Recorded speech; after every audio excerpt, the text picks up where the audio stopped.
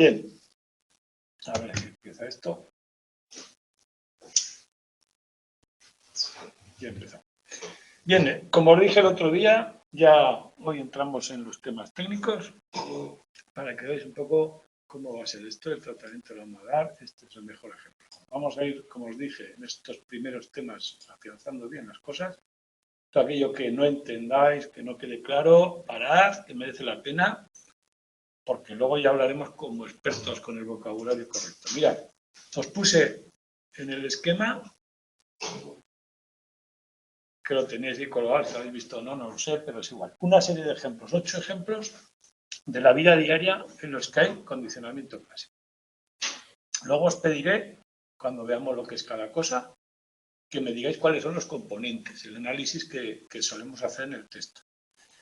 Si os fijáis, en todos ellos hay una señal que me indica algo que he aprendido, que me indica algo a través de la experiencia, y ese algo me hace reaccionar a tiempo, por algo, anticipar una respuesta que normalmente es automática en condicionamiento clásico y que me ayuda a sobrevivir. Todo esto es lo que hablamos del aprendizaje. Por ejemplo, en el primero, el olor de los neumáticos. Una persona tiene un accidente. El olor de los neumáticos en principio no tenía por qué causarte ningún problema, ninguna reacción, ¿no? Bueno, pues hay causas, te causa ansiedad. Y al segundo lo contrario. ¿De acuerdo? Estos son ejemplos de la vida diaria en los que está interviniendo este tipo de condicionamiento. Como podéis ver, es una forma muy simple de aprendizaje. Es una mera asociación a fuerza de darme cuenta de lo que ocurre fuera, pero ya es una, claro, es una flexibilidad que tenemos. Si en la naturaleza ocurren dos cosas a menudo conjuntamente, el darme cuenta me da una ventaja evolutiva. Eso es aprender.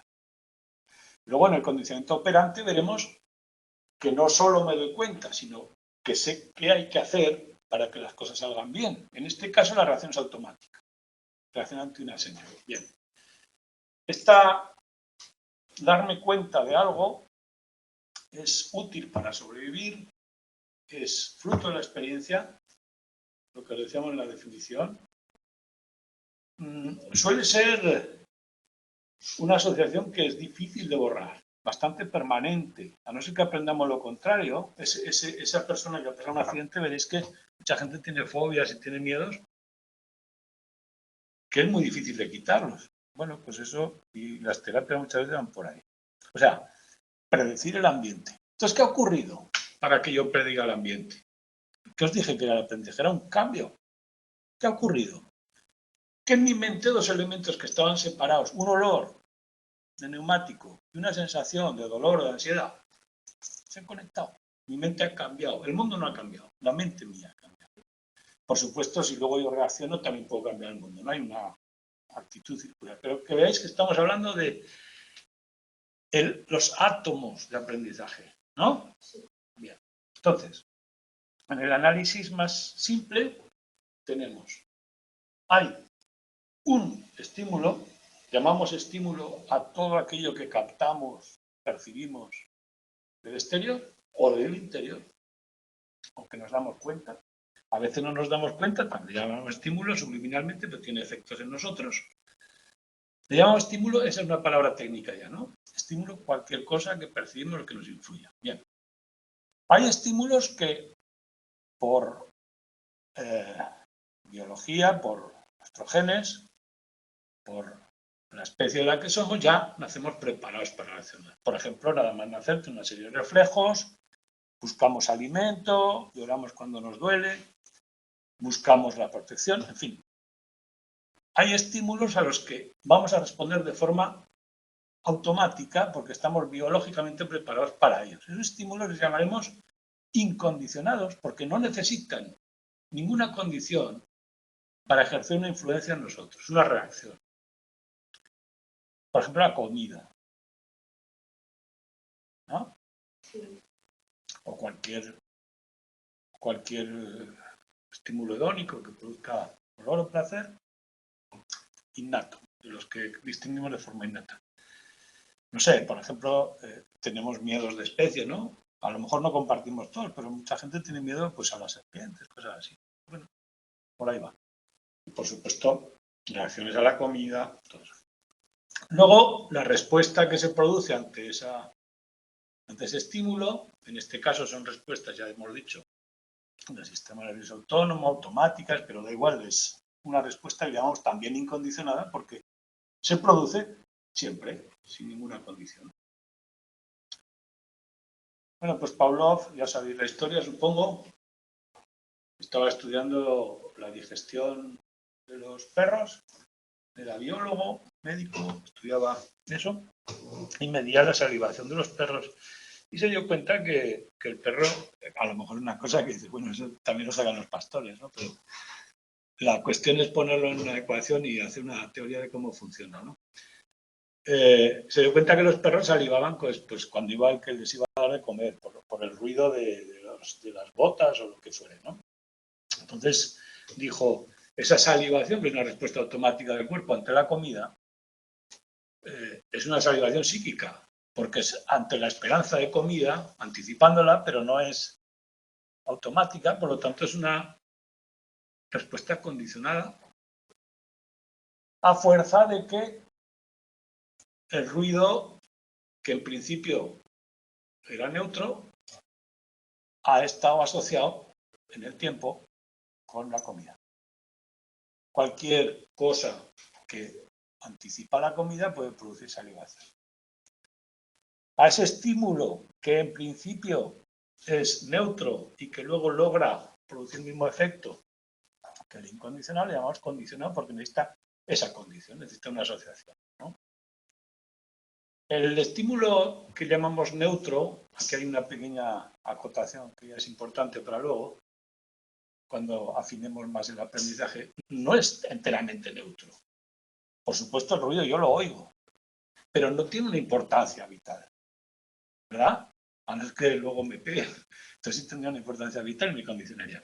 Pero en principio lo llamamos neutro porque no tiene una respuesta significativa, aunque lo captamos, hay una percepción y probablemente tenga una alerta y una serie de cosas. Pero bueno, de momento dejámoslo así. El estímulo neutro provoca una reacción a fuerza de asociación con un estímulo incondicional.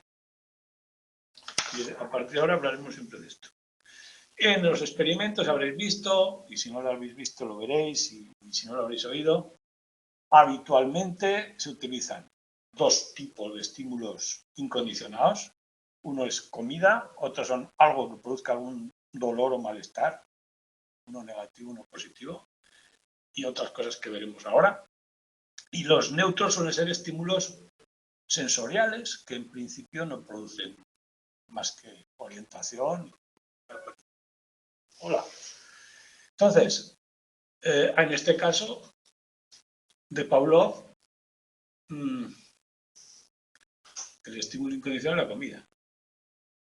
La respuesta incondicional y condicional son similares, puede haber diferencias, nuestra distinción es por quién lo ha provocado, es la salivación, la secreción saliva en este caso, y el estímulo condicional es un sonido. O la campana, no me acuerdo si era la campana, las pisadas, da igual, cualquiera sirve. Vale, pues ya está, ya tenemos el condicionamiento. ¿Ves qué fácil? Luego decir que está en otro edificio.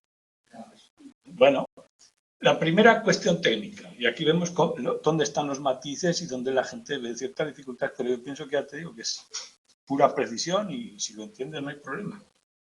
La primera cuestión técnica es ¿qué está ocurriendo ahí? En mi mente, ¿qué ha cambiado? ¿Qué he aprendido yo? Pues hay dos teorías.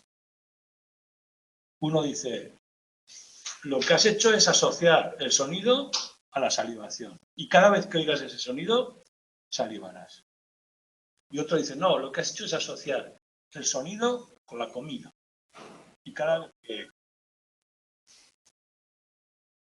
Porque no se asociaba y que mediante el condicionamiento se asocia que era la respuesta condicionada. No, un estímulo neutro es uno que no provoca una reacción incondicionada de entrada.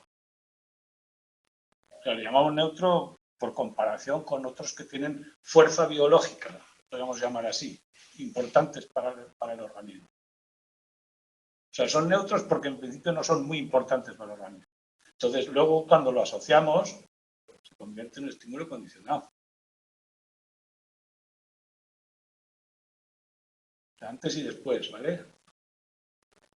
Antes es neutro y luego es condicionado. No sé si me aclaro. Es que esto es un problema del debate con esto. Vale. Bien. Tenemos dos teorías muy simples. Aprender es cambiar algo en la mente. ¿Qué ha cambiado en mi mente? ¿Qué es lo que hay una conexión neuronal donde no había? ¿Entre el sonido y la comida? ¿O entre el sonido y las glándulas salivales? ¿Habéis leído el tema? Sí, sí, sí. Tú sí. ¿Tú no? ¿Tú sí? ¿Qué crees? Por eso te pregunto. ¿Cuál es tu posición teórica? Aquí hay que mojarse. Es por la salivación. He salido por la salivación. O sea, cada vez que oiga el sonido, salivarás. Sí, bueno, sí. Pues, pero también la asocias a la comida, ¿sabes? También a la comida, muy bien. Pero vamos a hacer un experimento. Vamos a hacer un experimento para comprobarlo. Y esta es ya os digo, la primera cuestión técnica, que me detengo un poco más, pero para que veáis el tenor de los experimentos. Yo lo que hace el Rescorla, que es un autor que veremos a menudo, para ver lo que está asociado en la mente, lo que hace es un experimento muy simple, que una vez, muy ingenioso, que una vez, los experimentos son ingeniosos muchas veces las pruebas, pero luego son muy simples de entender. En el experimento que veréis que controlamos las variables, como decíamos en el primer capítulo del método, controlamos todas las variables excepto una pequeña diferencia entre dos grupos que diré, bueno, pues si hay diferencia en el resultado será por esa variable, y esto es lo que vamos a hacer. Equiparamos las condiciones y evitamos cualquier explicación alternativa. Rescorla pensaba lo contrario que tú. Pensaba que las asociaciones entre estímulos son las que se producen en la mente. En mi mente queda la comida con el sonido, ahí conectados. ¿Y cómo lo comprobó? Dijo, mira, con un grupo de animales les hizo un condicionamiento. En este caso es negativo porque les hizo un ruido que desagradable, quiere decir molesto, que provoca, ahora veremos qué tipo de experimento es pero lo mismo, provoca miedo y lo medimos por la parálisis. El miedo no se puede medir, pero las consecuencias conductuales pueden denotar el miedo, entonces asumimos que si un animal se para, es que tiene miedo, y a más pare la actividad, más miedo tiene. Bien. Y asociaron ese ruido que paralizaba a los animales porque tenían miedo con una luz, que en principio era neutra, pero a fuerza de asociarla, esa luz conseguía el mismo efecto como la comida. Bien, esto hacemos este entrenamiento. Y a ver qué han aprendido estas personas, estos grupos de animales, perdón. Entonces dividió a los animales en dos grupos. A uno les hizo lo que se llama una devaluación del estímulo incondicionado. Es decir, le quitó fuerza al estímulo incondicionado. ¿Cómo? Esto es un procedimiento que sabéis que a fuerza de oír muchas veces el ruido, cada vez te acostumbras más y reaccionas menos, que se llama habituación. Si habéis vivido alguna vez al lado de una autopista o de una estación de trenes, sabéis lo que digo, porque al principio no duermes y luego ya no oyes nada, o cuando pasa el camión de la basura por la noche no os despertáis si vivís allí, pero si no vivís allí cuando pasa os despertáis. O sea, la habituación es un fenómeno muy conocido. Entonces lo que hacía es con el grupo experimental les metía el ruido muchas veces hasta que el animal no paraba, es decir, el miedo disminuía ostensiblemente. Mientras que la otra mitad los tenían en las mismas condiciones sin ruido para que no se habituaran. ¿Vale? Y luego los somete a la luz, aquella luz que a los dos ya les producía miedo. Y resulta que a este grupo les produce menos miedo que a este. Con lo cual, si el ruido ha perdido valor, lo que está asociado es esto con esto, el incondicional. ¿Me entendéis por qué, no? Si el ruido está asociado con la luz, en este grupo, en efecto, la luz ha perdido poder. El ruido ha perdido poder y el perder poder pierde poder en otros. Exactamente. Como ha perdido poder el estímulo original, el otro también. Si no hubiera ocurrido esto, podríamos dudar, pero esto es una prueba a favor de la hipótesis estímulo-estímulo. O sea, en mi mente el ruido está asociado con la luz y como el ruido ya no me causa mucho problema, aunque no haya tenido experiencia con la luz, cuando la veo ya no me causa tanto problema. Y es una prueba a favor, ¿veis? Esto es un experimento para que veáis el nivel de precisión que hablamos, ¿no? Y la lógica. Son lógicos, no hay ninguna duda. O sea, puede decir que se habitúan Al ruido y el efecto se extiende a la luz porque en mi mente están asociados. Es lo que he aprendido. ¿Está claro? Bueno, esto de los primeros que veremos, pero para que veáis que esta es la clave. Y si yo entiendo esto, no se me olvida, ¿verdad que no? Bien, vamos a ver ahora, dentro del condicionamiento clásico que hemos visto, el esquema de los 4 puntos, los 4 elementos, diversas variaciones habituales que veremos. Y medidas que vamos a tomar, que son técnicamente sencillas también, no es una cuestión complicada, son variantes del condicionamiento clásico. El primero, el condicionamiento del miedo. En el experimento que he dicho de Rescorla, fijaos que hemos trabajado con el miedo, la luz produce miedo, bueno, ansiedad, como queréis llamarlo, pero da igual, el término nos importa mucho, lo que nos importa es cómo se medía, en este caso se medía con la supresión, muy bien.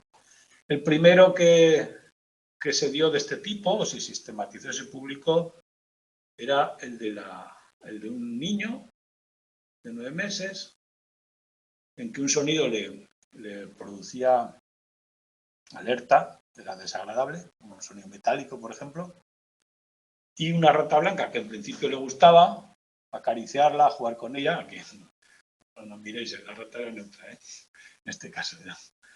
Pues a fuerza de cada vez que tocaba o aparecía la rata que al niño le gustaba, le soltaban el sonido y al final acaban por pillarle manía a la rata. Claro, ¿esto a qué sirve? Pues en la naturaleza sirve para mucho. Si la rata anticipa el sonido, mejor no tocarla, ¿no? Obviamente es un experimento que también lo comenta el texto, que ya no, ahora no lo haríamos porque es un poco cruel, pero con los animales sí somos un poco crueles, pero no, esto ya no se hace. Pero bueno, aquí lo que hacían era medir el estado de alarma con la reacción, yo qué sé, con una medida de la reacción, ¿no? Bueno, pues este es una de las que... Y aquí hay un fenómeno interesante que veremos luego. No solo la rata blanca producía miedo, alarma, sino todo aquello que se pareciera, cosas que tenían pelo, también producían cierto miedo. No tanto como la rata o no tanto como el sonido, pero algo sí. Esto es una generalización. En mi mente, todo aquello que ya estaba asociado a la rata blanca por similaridad, táctil o lo que fuere, también acaba impregnado de la asociación. Generalización. Esto lo veremos también luego. Pero ves un tipo de experimento, el condicionamiento del miedo, que empezó con este. Y actualmente, este tipo de experimentos del miedo se suelen hacer mediante el procedimiento que veis abajo, que es un estímulo audiovisual, que son sonidos o luces que suelen ser neutros al principio, no hay problema, con una pequeña descarga, molesta, pero no dolorosa. A ver, todo el ratito, ¿no? Molesta, pero no dolorosa, y medimos el miedo, como hemos dicho antes, en función de la parálisis de la actividad. Claro, y diréis, para que yo me paralice tengo que estar haciendo algo. O sea, en general, en los experimentos de miedo, primero se le enseña al animal, como hacía Skinner, a hacer algo. Pues, por ejemplo, con una palanquita que cada 5 días que le des te da de comer, y el animal está todo el día clac, clac, clac, clac, clac, clac, clac, clac, clac, clac, o lo que sea. Entonces, eso es la línea base. Entonces, empiezas a hacer el experimento de descarga, sueltas la descarga, se para un rato y mides cuánto se ha parado. ¿Cómo medimos cuánto se ha parado? Esto es el concepto que nos quiere introducir aquí. La razón de supresión. En general, se mide cuántas veces apretar la palanca durante un minuto mientras está en una actividad normal. Pongamos que va una vez por segundo, ¿vale? 60 veces. Y cuando le pongo la descarga y la luz, en vez de 60 le da, vamos a poner, 10 veces. ¿Cuál es la razón de su presión? 10 dividido para 60 más 10.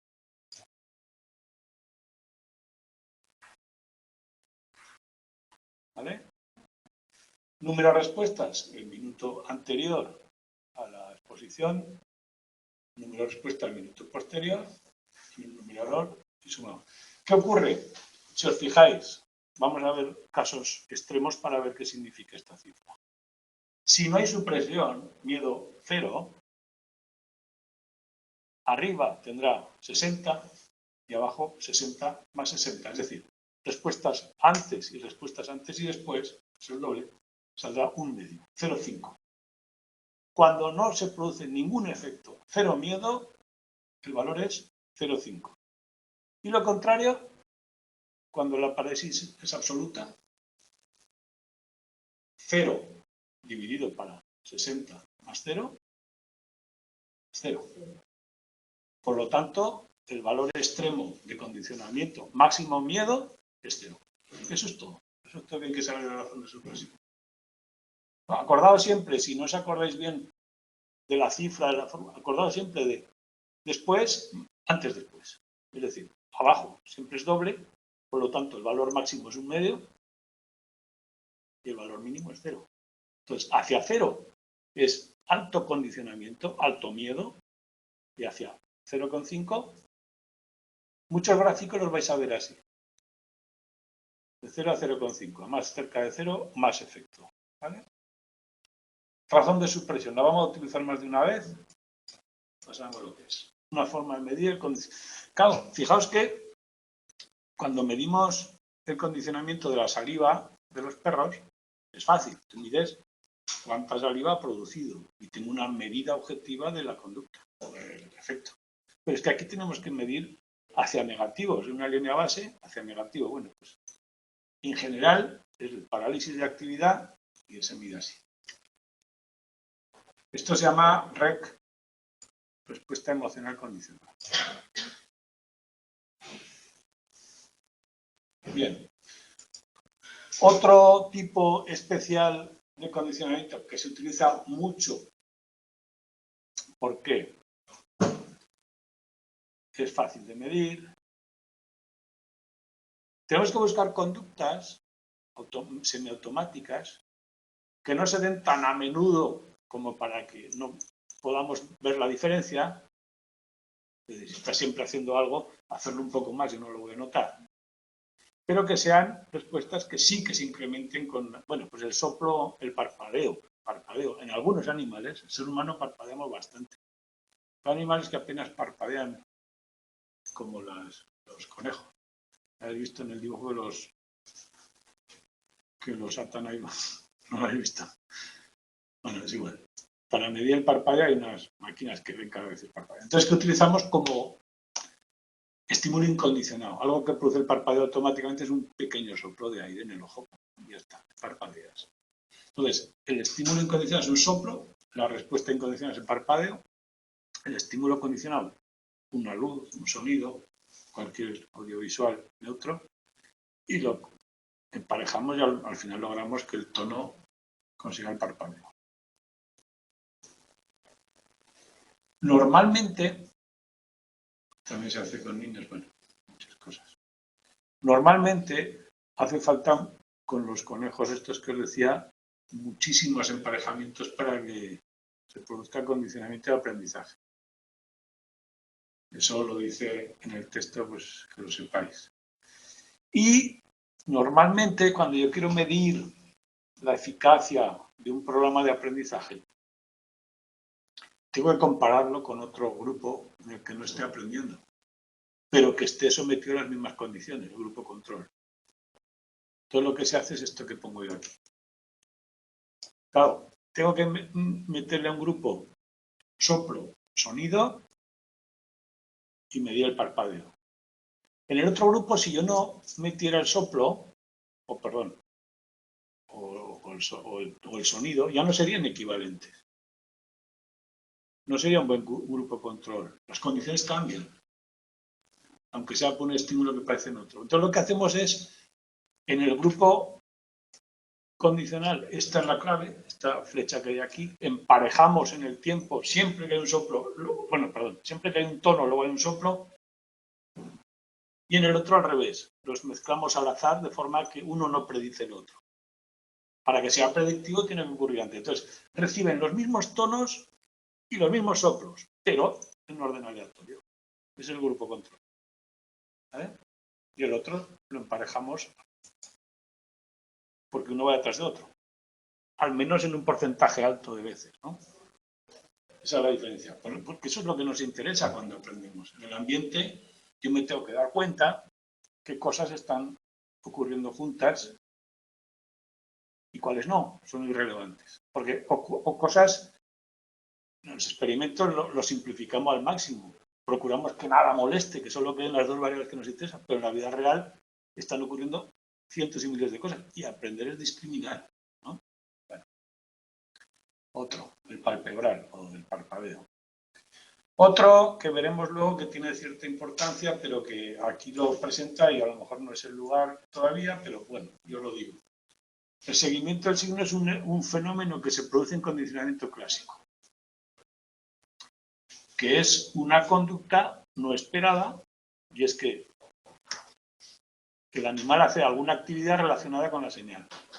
Si la señal es una luz o un tono, pues el ejemplo de las palomas que ponemos siempre es, hay una luz que se empareja con la comida, y la paloma no tiene que hacer nada. La luz indica comida y ya está, pero resulta que va y toca la luz, la pica, la picotea. Seguimiento del signo, la señal, no sé por qué. Y bueno, es una cuestión de, claro, que se da cuenta, hay una conducta que no esperamos, que se produce, una especie de condicionamiento operante inesperado, que no tiene ningún sentido porque no tiene consecuencia, no sirve para nada hacer eso, pero lo hacen igual. Bueno, esto es aprendizaje, automoldeamiento, que luego discutiremos, y que probablemente tiene que ver con que las palomas suelen picotearlo todo, y si una señal la consideran importante, a lo mejor también la picotean por una respuesta preparada de especie, ¿no? Una respuesta específica que la especie tiene. Pero bueno, ya lo veremos. Lo veremos cuando comparemos condicionamiento clásico y operante, las mezclas, las interacciones entre ellos será más importante esto. Bueno, ahora con saber lo que es ya está. Una conducta inesperada en un condicionamiento clásico.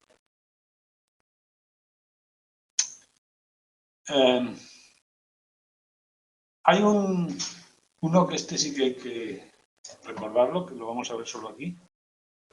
Muy especial, un condicionamiento clásico muy especial, que igual que el parpadeo, hemos dicho que necesitamos cientos de ensayos para que el animal logre el aprendizaje. El miedo del niño o el de las ratas también requiere, no tantas como el palpebral, pero bastantes ensayos. Hablamos a lo mejor de decenas de ensayos o centenas, depende de qué tipo de aprendizaje. Hay uno que basta con una sola vez que se asocie un estímulo incondicional para que se produzca el aprendizaje. ¿Cuál es? Cuando te siente algo mal. Y es más, tiene otra condición que no ocurre en ningún otro. La consecuencia, es decir, la comida, viene justo después de la campana o del experimentador.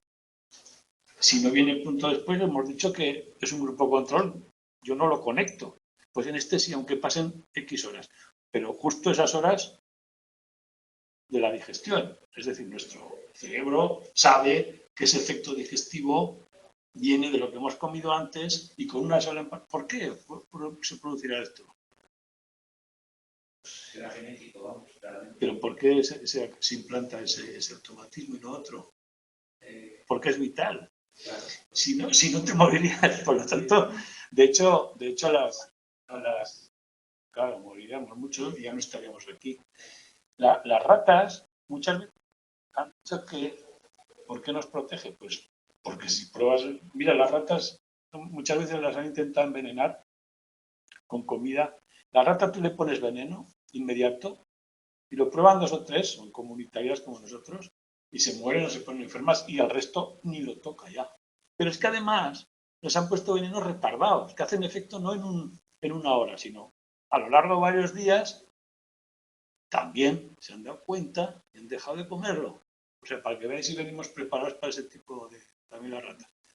Incluso, yo qué sé, ha habido casos, bueno, no sé hasta qué punto, pero yo creo que están descritos, que las prueban unas pocas. Cuando hay algo nuevo, no lo prueban todas. Y a ver qué pasa. Se hacen experimentos. ¿Por qué nos protege? Porque la selección natural es así. Imagínate que una especie no es capaz de dilucidar un alimento venenoso de uno que no lo es. ¿Cuánto dura la especie? Nada, ya no está aquí. Bueno, pues los que han sido capaces están aquí y los que no, no. Es muy simple la selección natural. No es nada, no es la mejora de la especie. Es una habilidad que te ha salvado la vida. Bueno, pues en general, cuando lo hacemos condicionamiento aversivo al sabor, se suelen hacer a veces induciendo con un animal. Por ejemplo, un sabor que le gusta al animal, como el dulce, le ponen una droga o una estimulación cerebral desagradable después del sabor y deja de comer el dulce. Y eso nos ha pasado a todos alguna vez, ¿verdad? ¿No lo habéis pedido nunca en manía una comida? Pues rápido y eficaz. Ahora hay otra de quitárnosla, ¿no? Bueno, pues esta es la técnica.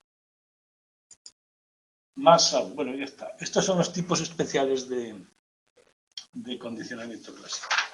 No sé si estamos en condiciones de hacer estos ejemplos que he puesto yo antes. Aquí. Antes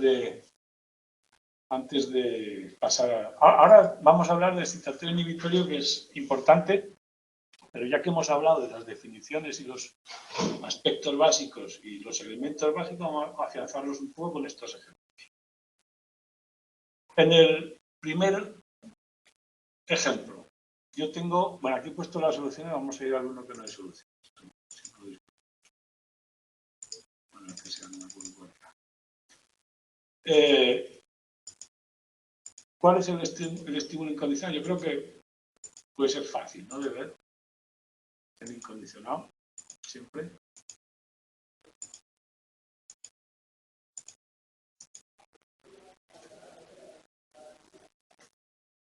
¿Qué me ha producido a mí ahí la ansiedad, el desagrado en primera ocasión? La primera ocasión. Pues el accidente. El accidente puede ser el dolor. El accidente. El dolor no.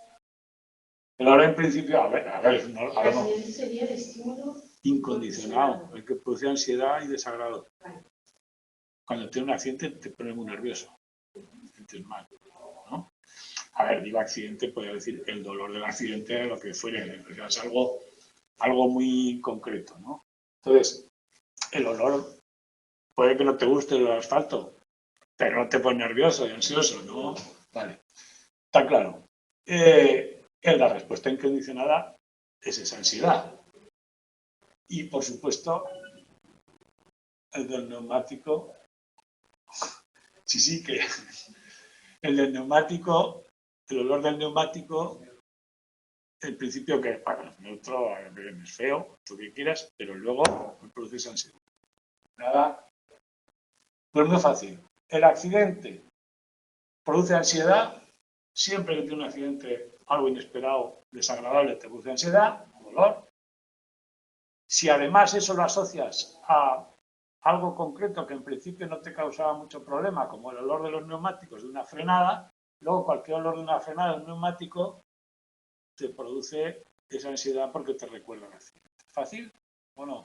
Estímulo condicionado, el olor del neumático. En el segundo, o sea, te huele mal, pero no te causa ansiedad, no es lo mismo. No es lo mismo. Bueno, si alguien se puede pensar. Pero mira el segundo. En el segundo yo lo pongo a posta para que veáis que el condicionamiento puede ir en cualquier dirección. Esa persona que le gusta ir a ver las carreras, que se lo pasa como un enano y va todos los años, se lo pasa tan bien en la carrera que el olor de neumáticos, que huele el circuito de neumáticos, le produce un gozo. Y cada vez que lo siente, se acuerda de las carreras. ¿Cuántas veces os ha pasado que un sabor, un olor, os ha recordado un lugar, una excursión? Y dice, ¡ay, qué bien! ¿Y te ha vuelto? Pues ese es el segundo. ¿Cuál es el estímulo incondicionado? El gozo ilusionado que he puesto de aire, que se llama como queráis. ¿Cuál es la respuesta? O sea, perdón, me daré ponerlo no. Que no, el incondicionado es las carreras. Me gustan las carreras y me producen gozo. El condicionado es el olor del neumático. Igual que antes. Solo que en este caso, ojo con estas palabras. Tenemos un condicionamiento apetitivo, algo que me gusta, que me produce placer, y en el primero tenemos un condicionamiento aversivo, algo que me produce aversión. ¿De acuerdo? El timbre de entrada y salida por uno poco dado a estudiar. Cuidado, que puede haber aquí. ¿El de entrada qué? Estímulo condicional. Estímulo condicional, timbre. De entrada. El de entrada es apetitivo o aversivo. Aversivo. Y el de salida, apetitivo. Para esa persona, no para nosotros que somos estudios. Entonces, ¿cuál es el estímulo incondicional en este caso? Pues el estímulo. La clase. El estar en una clase. Estudiar, exactamente. El esfuerzo de estudiar. ¿Veis que sí, la clase? Yo creo que la clase en sí, ¿no? La consecuencia que viene después del timbre, ¿no? Y cuando ya se acaba el estudio, pues es el finalizar un castigo. Bien. El ruidito del WhatsApp, si es de alguien conocido. Depende de que lo conozcan. O no. ¿No tenéis un ruido diferencial para las personas que os importan?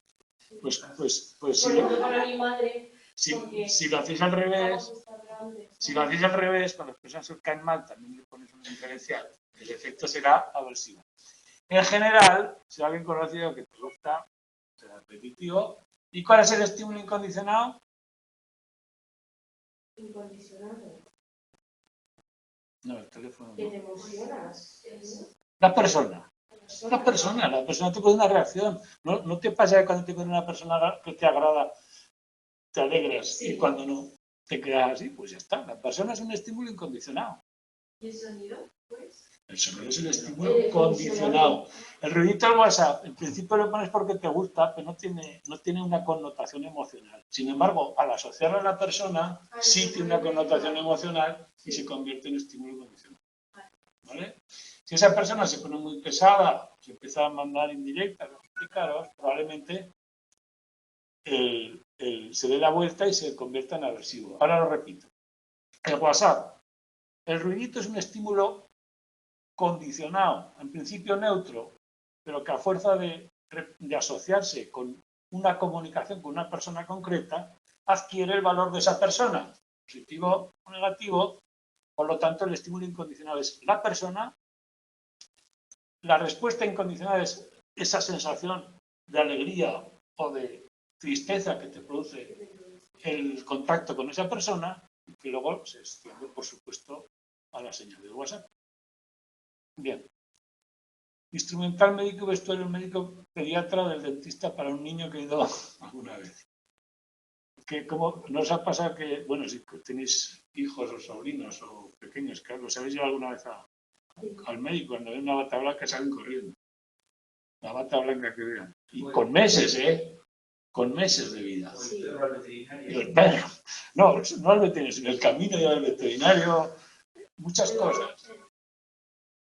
La R y la RC son siempre la misma. La R y la RC técnicamente son la misma, solo que la distinguimos por el origen que tienen y que habitualmente no tienen la misma fuerza. Normalmente una RI es más potente, la que viene de la comida, que la que viene de la señal. Pero bueno, en general son las mismas, sí.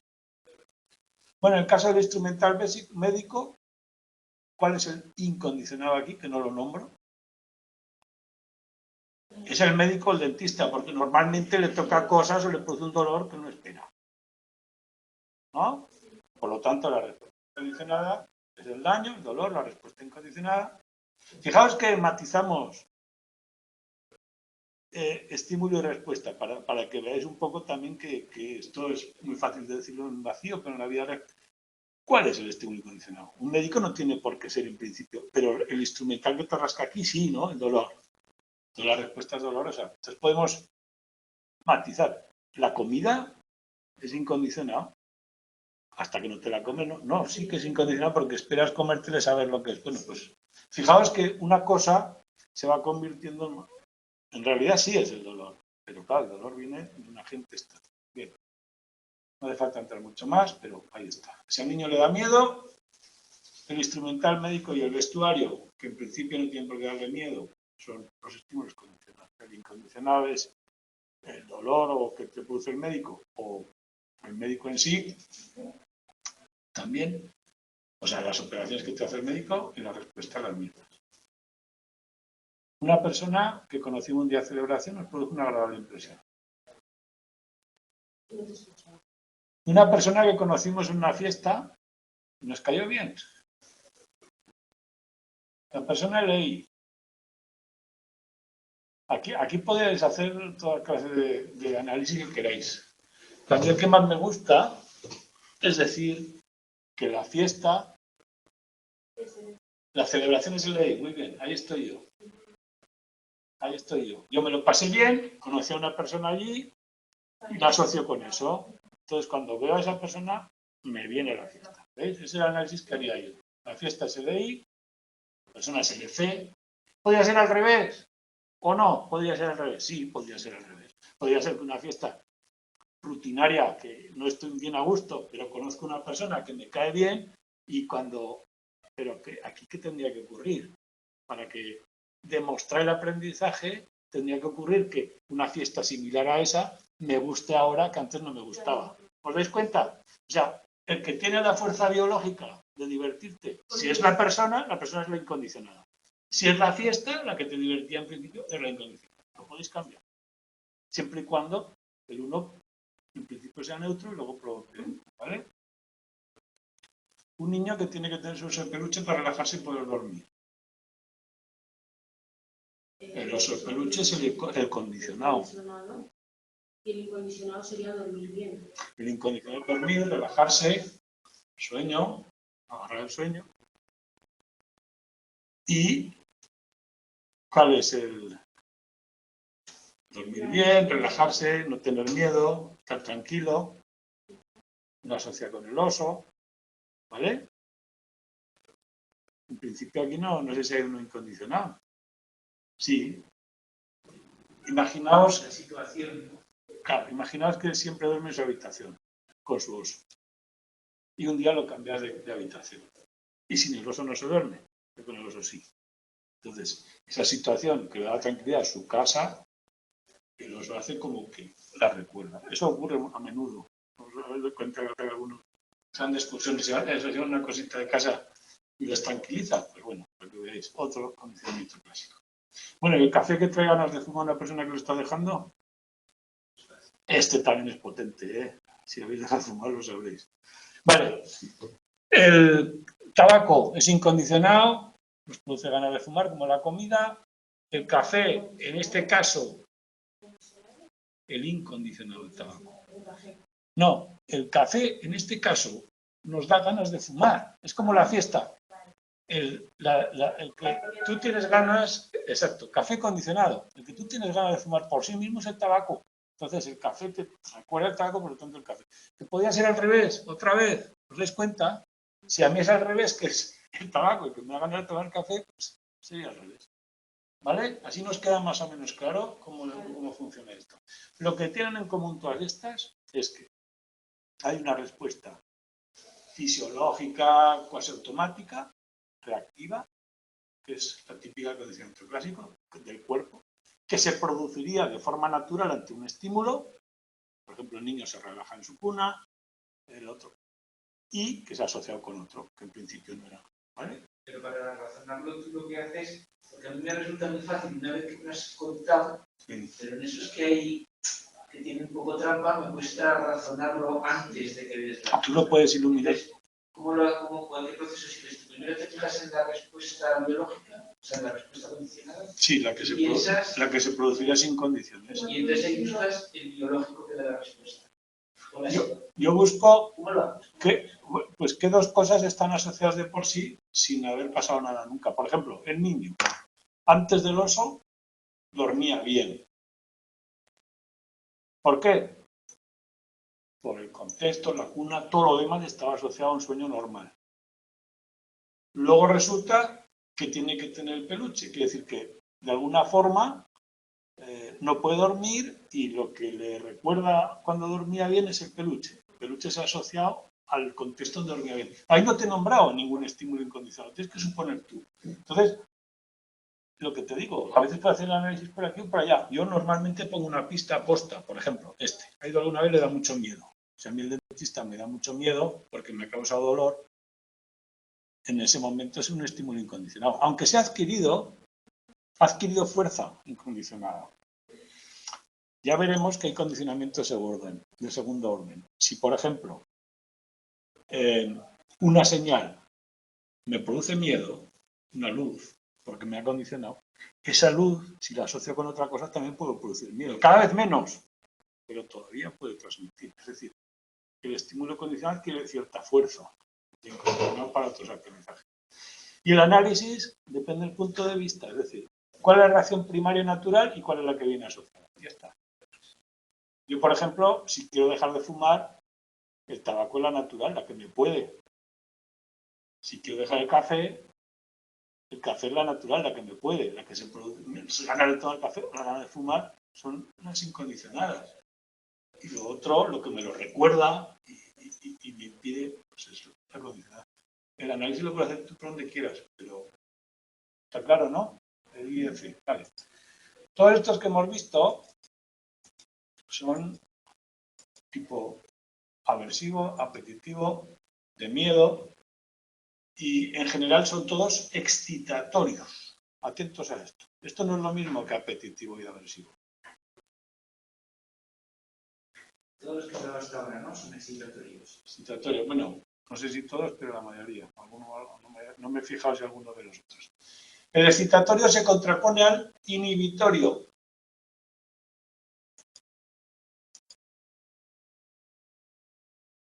Esto sí que, bueno, es importante, pero también es bastante fácil.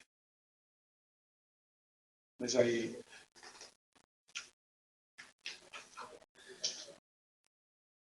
Ahí hay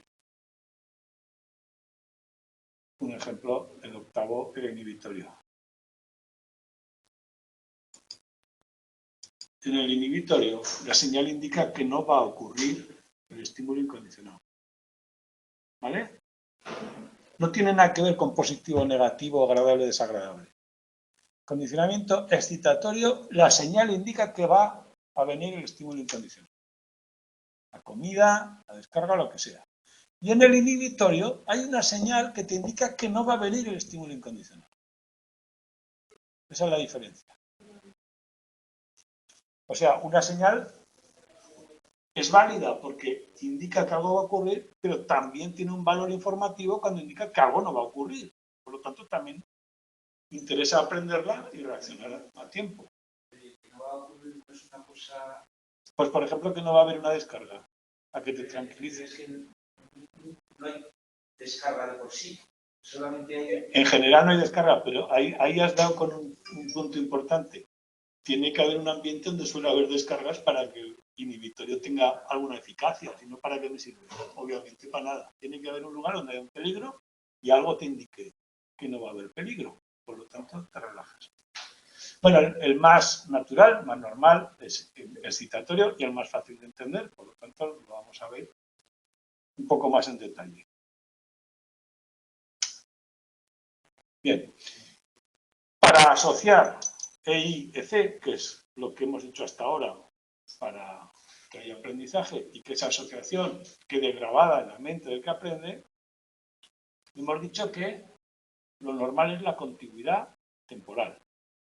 Bien, en un experimento, en un proceso de aprendizaje, que normalmente, ya hemos dicho, son largos, de muchos ensayos, la contigüidad temporal entre señal y consecuencia o estímulo incondicionado e incondicionado, no digo consecuencia, lo digo mal, sino entre los dos estímulos, es esto.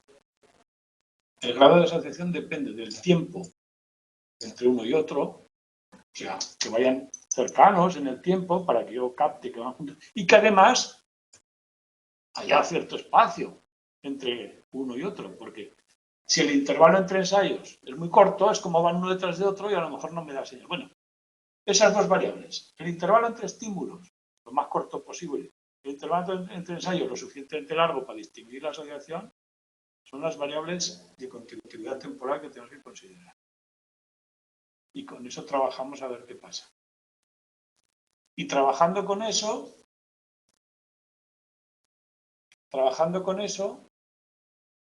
tenemos 4 procedimientos que tenéis ahí en el libro, un pequeño esquema. El de demora es la señal más efectiva. O sea, a ver, estos procedimientos es para compararlos, qué pasa con cada uno y entender qué ocurre en la mente, en la asociación, o sea, para destripar el condicionamiento del aprendizaje.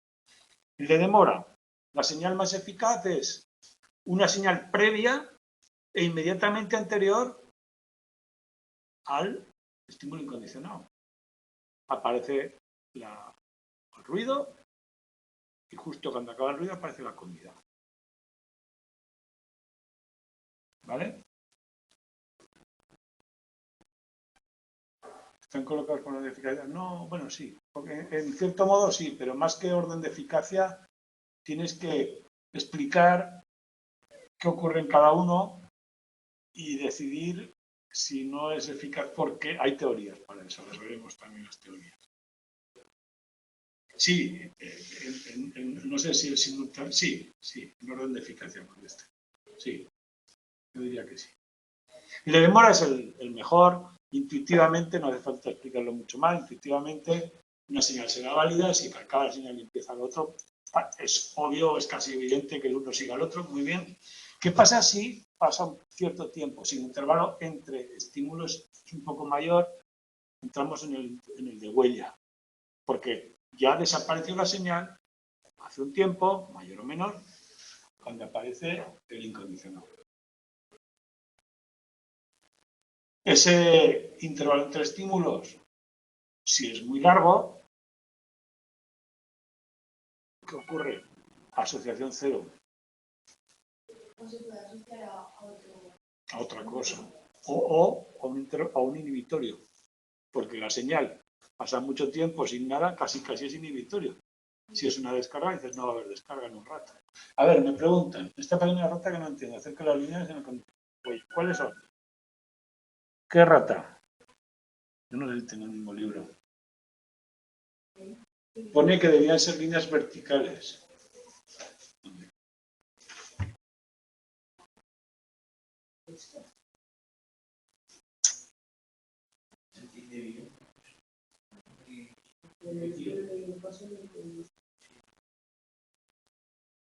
No, las líneas verticales. Ah, que debían ser líneas verticales, lo voy a explicar. Bueno, no sé qué explicar porque no he leído La fe de ratas, pero yo lo que tienes que entender es que simplemente, bueno, no sé, ahí hay dos, yo en el mío hay dos líneas verticales. Pintadas ahí en el vuestro están. Sí. Lo único que te dice, olvídate la rata, es que ese tiempo que ocurre entre uno y otro, si hay un efecto, es por una huella que ha dejado ahí en ese tiempo, una huella porque ha desaparecido, nada más. Entonces, el intervalo de huella es entre que acaba la señal y empieza el estímulo incondicional, y ahí es lo que las dos líneas verticales te marcan el intervalo de huella. No hay más que entender, ¿eh? Es que no sé qué. Tendría que leer yo lo de las erratas que no lo he leído. Pone que deberían ser líneas verticales. Probablemente en ALF, en Internet. Bien, o sea, que no hay más que entender. En la primera imagen este va delante de ley. Sí, justo delante. Cuando, a ver, por supuesto el estímulo la señal dura un tiempo, un segundo, 10 minutos, me da igual, pero dura un tiempo, eso significa cuando está el tiempo que dura. Simplemente es una línea de tiempo. Justo cuando acaba uno empieza el otro. Si hay un pequeño periodo entre los dos, se llama de huella. Si la huella es muy larga, ya no habrá condicionamiento, por supuesto. El simultáneo, ¿qué ocurre si la señal y el estímulo incondicional ocurren justo a la vez? En general, también se produce condicionamiento, pero no tiene la fuerza, por lo menos no demuestra la fuerza, aunque obviamente una asociación hay, ocurren a la vez.